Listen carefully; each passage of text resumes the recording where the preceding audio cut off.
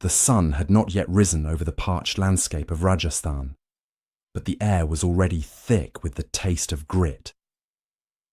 It was the 1st of November, 1803. For the soldiers of the British East India Company, specifically the men under the command of General Gerard Lake, this date would not mark the beginning of a winter respite, but the end of a grueling endurance test that had pushed human physiology to its absolute breaking point.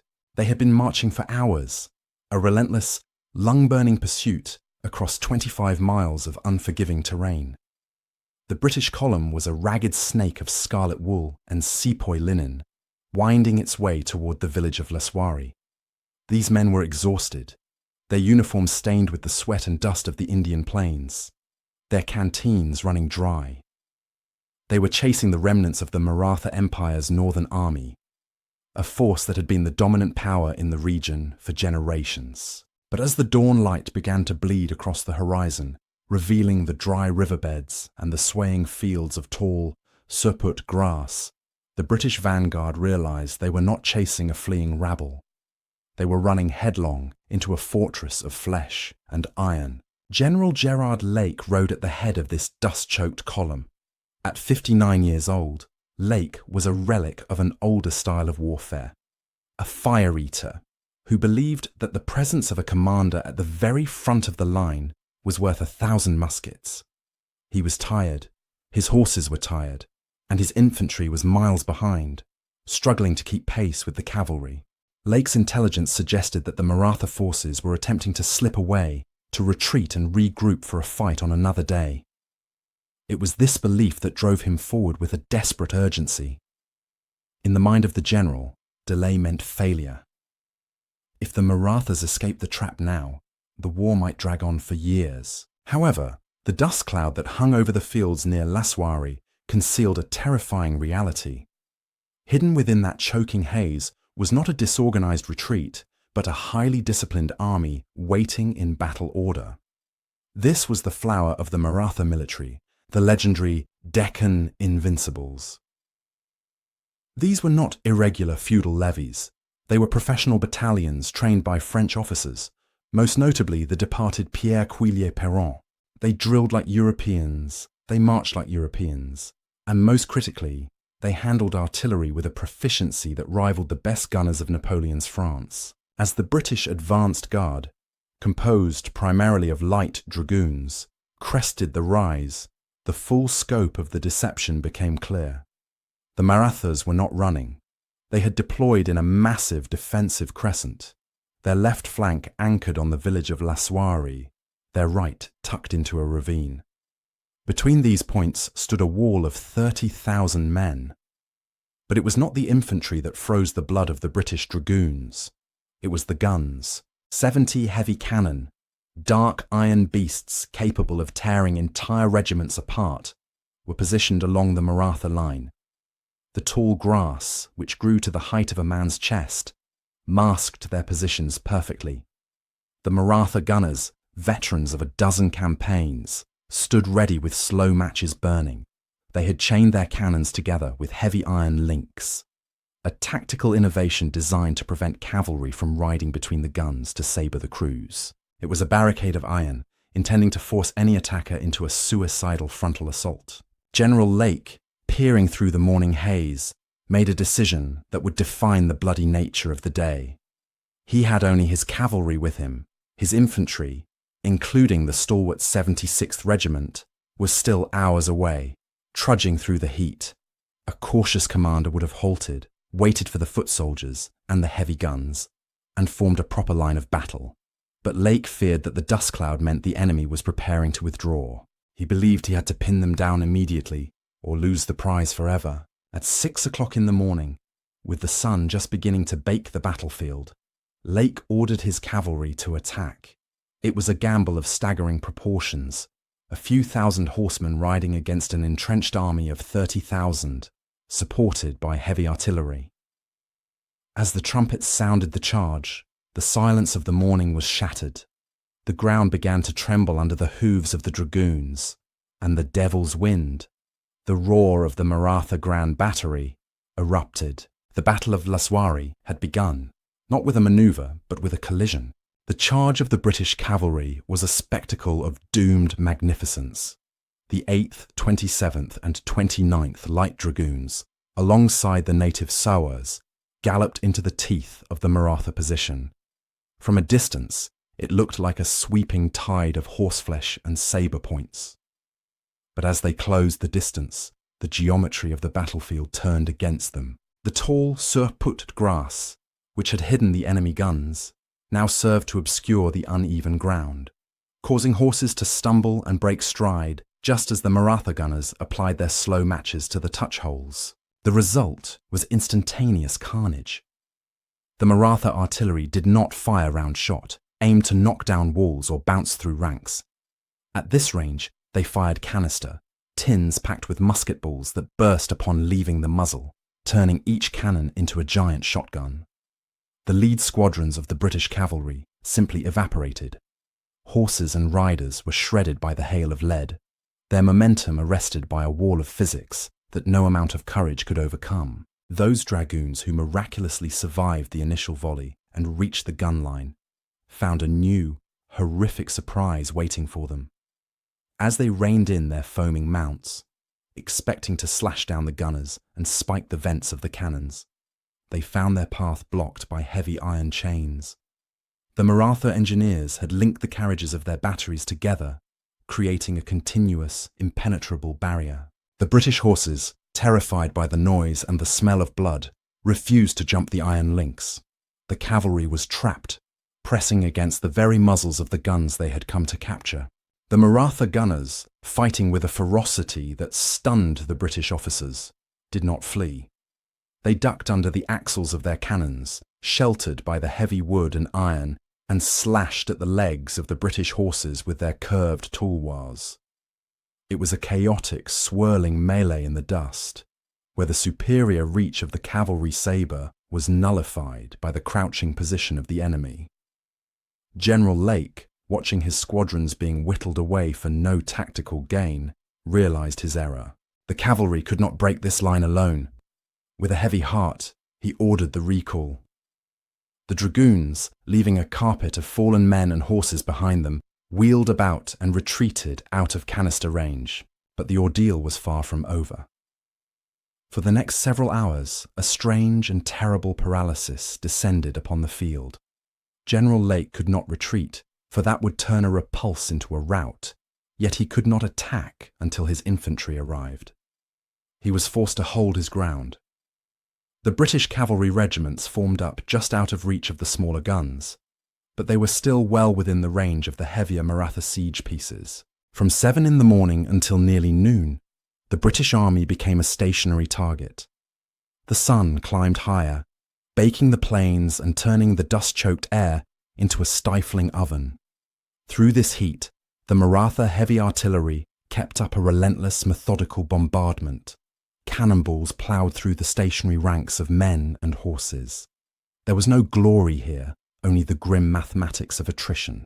Men sat atop their horses, watching their comrades disintegrated by bouncing iron shot, unable to move, unable to fight back.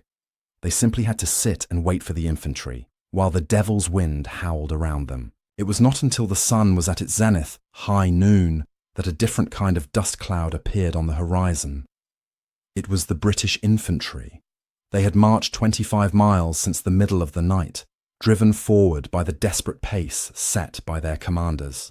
Leading them was the 76th Regiment of Foot. They were known as the Hindustan Regiment, a unit that had spent so many years in India that the red dye of their coats had faded to a pale, dusty pink, and their ranks were filled with hardened veterans who knew the subcontinent better than they knew England.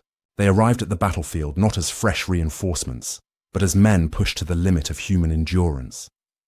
Their lips were cracked from thirst, their uniforms soaked with sweat, their legs trembling with fatigue. They marched past the mangled remains of the cavalry horses, the smell of burnt hair and blood assaulting their senses. As they formed up, panting in the heat, they looked toward the Maratha line. The enemy had used the lull to reinforce their position, drawing their infantry tighter around the guns.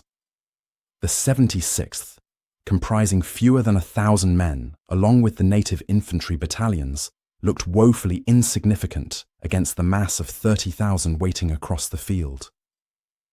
But General Lake, seeing his old diehards arrive, knew there was no time for rest.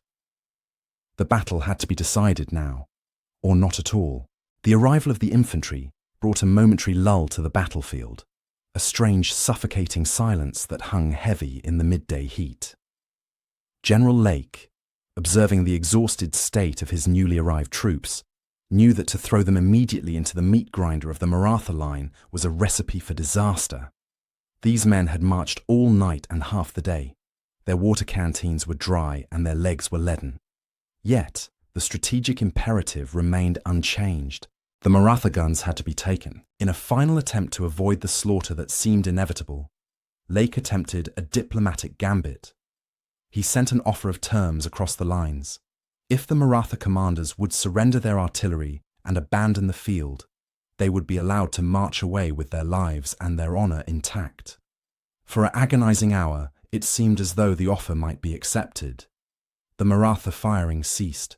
The Devil's Wind fell silent. On the British side, soldiers collapsed into the dust, grateful for the reprieve from the shelling, hoping that the politics of officers would spare them the work of bayonets.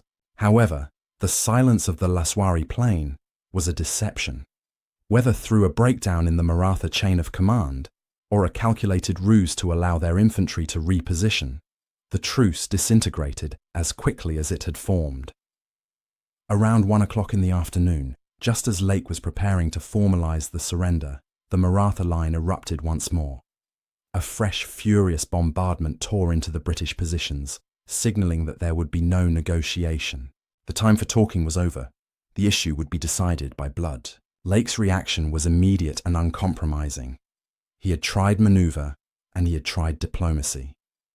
Now, he would resort to the most brutal, direct tactic in the manual of arms, a frontal assault.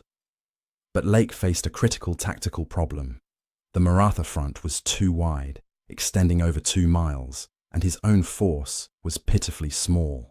Barely 4,000 infantrymen against an entrenched enemy 7 times their number. If he stretched his men out into a traditional thin red line, they would be so spread out that a single cavalry charge would shatter them like glass. Instead, Lake chose a formation of extreme risk and concentrated violence. He ordered the 76th Regiment, along with the 12th, 15th and 16th Bengal Native Infantry, to form a single, dense column. They would not try to envelope the enemy. They would act as a human battering ram, aimed directly at the heart of the Maratha right wing. It was a tactic that relied entirely on the shock of impact and the moral courage of the men in the ranks. They would have to walk through the fire, ignoring the casualties, until they were close enough to use the bayonet. The 76th Regiment took the lead. These men, the immortals of the British Army in India, shook off the fatigue of their 25-mile march and shouldered their Brown Bess muskets. General Lake, discarding the safety of a command post, rode his horse to the very head of the column. He would not send these men into the fire. He would lead them. The order to advance was given, not with a shout that carried over the roar of the guns, but with the steady, rhythmic beating of the drums. The column stepped off, leaving the relative safety of the rear and marching into the tall Suputao grass. The vegetation was so high and so dense that it swallowed the regiment whole. From the Maratha lines, the British infantry disappeared from view, their presence betrayed only by the rippling of the grass tops and the rising dust. Inside the grass, the world narrowed to a claustrophobic nightmare for the British soldiers. They could see nothing but the stalks in front of their faces and the backs of the men ahead of them. They were marching blind into the killing zone. They could hear the terrifying shrieks of the cannonballs passing overhead, tearing through the air with the sound of ripping canvas, but they could not see the guns that fired them. The tension was excruciating. Every step brought them closer to the hidden muzzle of a cannon. Every second stretched out into an eternity of anticipation. They marched in a grim, disciplined silence, a red river flowing through a sea of yellow grass, moving inexorably toward the point of collision where the battle and the fate of the empire in northern India would be decided. The transition from the blinding grass to the open killing ground happened in a single heartbeat. One moment, the soldiers of the 76th Regiment were wading through a sea of dry vegetation, isolated in their private tunnels of dust. The next, they broke into the clear. They found themselves less than 100 yards from the Maratha line. The deception of the terrain was instantly revealed. The enemy guns were not scattered or poorly positioned. They were arrayed in a terrifying, continuous wall of iron, their muzzles depressed to fire directly at knee height. Behind the guns stood thousands of disciplined infantry, their muskets levelled. For a fraction of a second, the two armies stared at one another across the narrow strip of scorched earth. Then, the Maratha commanders gave the order. The result was not a volley, but an erasure. The 70 guns, loaded with canister shot, fired almost simultaneously. The air between the armies turned into a spray of lead balls, iron scraps, and nails. It was as if a giant scythe had been swung at the knees of the British column. The front ranks of the 76th Regiment simply ceased to exist. In the blink of an eye, dozens of men were torn apart, their red coats dissolving into a mist of blood and tatters. The impact was so violent that it physically halted the momentum of the column, pushing the mass of men backward as if struck by a gale-force wind. The sound was deafening, not the sharp crack of musketry, but a continuous thundering roar that vibrated in the chest cavities of the survivors. Yet, amidst this carnage, the discipline of the redcoat era asserted itself in a way that defies modern comprehension. The men did not run. The survivors in the second and third ranks stepped forward, over the bodies of their friends, to fill the gaps in the line. They were walking into a storm of metal, guided only by the rhythmic tapping of the drums and the screaming of the sergeants. At the very front of this chaotic scene was General Gerard Lake. He had ridden his charger directly into the blast zone, a conspicuous target in his officer's uniform. As the canister shot tore through the air, Lake's horse was struck instantly. The animal collapsed, throwing the 59-year-old commander hard into the dust. For a terrifying moment, the British advance faltered. The men, seeing their general go down in the smoke, feared the worst. If the commander fell, the heart of the attack often died with him, but Lake was not dead. In a display of sheer grit that would become legendary within the regiment, he scrambled to his feet amidst the flying lead. He stripped off his heavy coat, not only to free his movement, but to frantically check his own body for wounds. Finding himself miraculously intact, he grabbed the hilt of his sword and turned back to his men. He was covered in dust, dishevelled, and on foot, but he was alive. His presence acted as a galvanic shock to the regiment. Seeing their old general standing amidst the slaughter, refusing to yield, the men of the 76th found a reserve of courage that went beyond training. However, the situation remained critical. The British were stuck in the kill zone. They were close enough to see the faces of the Maratha gunners, but not close enough to use their bayonets. The Maratha infantry began to pour musket fire into the stalled column, adding to the devastation. The tall grass behind the British, ignited by the muzzle flashes of the cannons, began to catch fire. The smoke from the burning vegetation mixed with the sulphur of the gunpowder, creating a choking, hellish twilight. The wounded, unable to crawl away, screamed as the flames crept toward them. It was a stalemate of butchery. The British could not advance against the canister fire without being cut to pieces, but they refused to retreat. They stood their ground, firing blindly into the smoke, dying where they stood. General Lake, realizing that his column was being whittled away to nothing, looked desperately for a mount. He could not command a battle on foot in this tall grass. He needed to see, and he needed to be seen. The assault hung by a thread. One more solid volley from the Maratha guns, one panicked movement in the British ranks, and the Battle of Laswari would turn into a massacre of the company's army. In the midst of this inferno, a scene played out that would become the defining tragedy of the battle. etched into the regimental history of the British Army for a century. Through the swirling smoke and the confusion of dying men, a rider galloped forward to reach the unhorsed commander-in-chief. It was Major George Lake, the general's own son and aide-de-camp. Seeing his father stranded on foot in the kill zone, a position that was tantamount to a death sentence, the younger Lake spurred his mount through the carnage, dismounted, and offered the reins to his father. It was a moment of profound personal duty amidst a catastrophe of thousands. The general, realizing the necessity of command, accepted the mount, but the war had no respect for lineage or love. At the precise moment General Lake placed his foot in the stirrup to mount, a volley of musket fire swept the area. Major George Lake, standing exposed beside the horse, was struck. A heavy ball shattered his arm and tore into his side. He collapsed into the high grass, blood staining his uniform, falling at the feet of the horse he had just surrendered to save his father. General Lake, now mounted, looked down to see his son bleeding out in the dust. The emotional shock was absolute.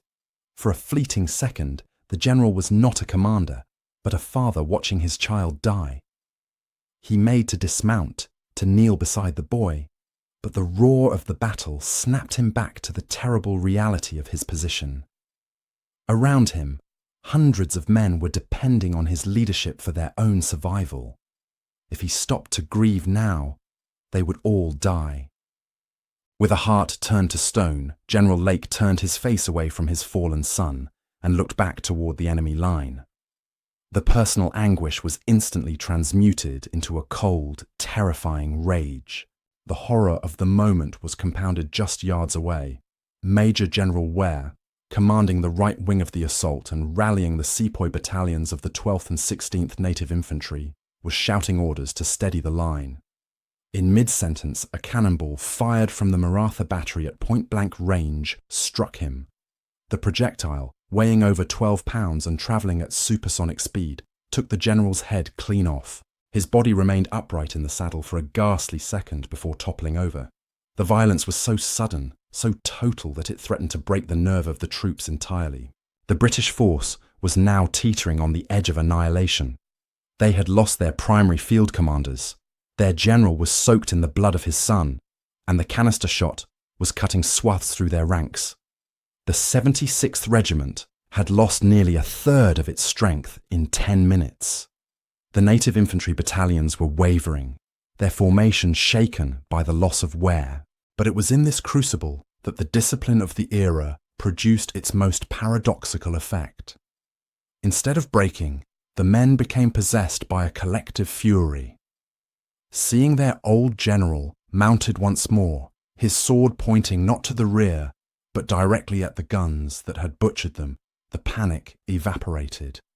The fear of death was replaced by a desperate need to close with the enemy, to stop the cannons by any means necessary. General Lake did not give a complex order. He simply raised his sword and spurred his horse forward. The 76th Regiment, perceiving the movement, let out a sound that Maratha accounts later described with awe. It was not a scream of terror, but a sharp, unified cheer, a guttural release of tension. The thin red line, now ragged and bleeding, surged forward. They did not march this time. They ran. They scrambled over the uneven ground, boots tearing through the burning grass, bayonets lowered. They covered the final 80 yards in seconds, passing through one last, devastating discharge of canister shot that dropped dozens more. But the momentum was unstoppable. The British infantry crashed into the Maratha gun line. The battle ceased to be a contest of ballistics and became a contest of muscle and steel. The redcoats threw themselves over the wheels of the cannons, stabbing at the gunners who fought back with sponges, rammers and tulwars. The devil's wind was finally silenced, choked off by the bodies of the men who had charged into its mouth. The fight for the guns had ended. The melee for the soul of the army had begun. The capture of the Maratha guns did not signal the end of the battle, but rather its descent into a chaotic, primitive struggle for survival. The soldiers of the 76th Regiment, having vaulted over the wheels and breeches of the enemy cannon, expected the Maratha crews to flee in terror. They were accustomed to armies that broke the moment their artillery was overrun, but the Maratha gunners at Laswari were a breed apart. They did not run. Instead, they dropped beneath the axles of their massive iron guns, using the heavy carriages as shields. As the British infantry stumbled forward, gasping for breath and disoriented by the smoke, the gunners surged up from the ground. Wielding heavy, curved tulwars, swords capable of shearing through a musket stock or a limb with a single blow, they slashed at the legs and groins of the redcoats. The fighting degenerated into a savage brawl in the dirt. There were no formations here, no officers' whistles, only the grunt of exertion and the wet thud of steel on flesh. The British soldiers, encumbered by their long muskets and bayonets, found themselves at a disadvantage in the cramped spaces between the chained cannons. They had to use their weapons like pikes, stabbing downward at the frantic, hacking enemies who refused to surrender. While the 76th was embroiled in this deadly wrestling match along the gun line, a darker threat emerged from the gloom. The Maratha infantry, the vaunted Deccan Invincibles, had been waiting behind the artillery. Seeing the British attack stall among the guns, they levelled their muskets and unleashed a volley at point-blank range. The 76th, already battered and disordered, reeled under the impact. They were trapped. Behind them lay the burning grass and the bodies of their comrades. In front of them stood thousands of fresh, French-trained infantry, and all around them, the gunners were fighting to the death. The British attack, so heroically delivered, was in danger of being swallowed whole. General Lake, watching from his new mount, saw the crisis unfolding with terrified clarity. The 76th was shrinking. The Hindustan regiment was being ground into dust by the sheer weight of Maratha numbers. If they broke now, the battle was lost, and the army would be massacred. Lake looked to his rear, toward the only reserve he had left, the British cavalry. The 29th Light Dragoons had been waiting in the reserve, suffering under the long bombardment, watching their friends in the infantry march into the fire. Now Lake gave the signal. It was a desperate order. He was commanding the cavalry to charge not around the flank, but directly through the centre, to thread the needle between the struggling ranks of the 76th Regiment and smash into the Maratha infantry beyond. The dragoons spurred their horses forward. The roar of the galloping hooves added a new, terrifying bass note to the cacophony of the battlefield.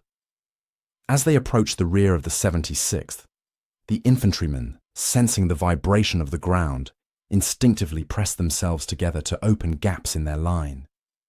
The cavalry thundered through these narrow corridors, passing inches from the shoulders of the redcoats. It was a maneuver of breathtaking precision, executed in the midst of a slaughterhouse. Bursting through the front of the British line, the 29th Dragoons slammed into the Maratha infantry with the force of a tidal wave.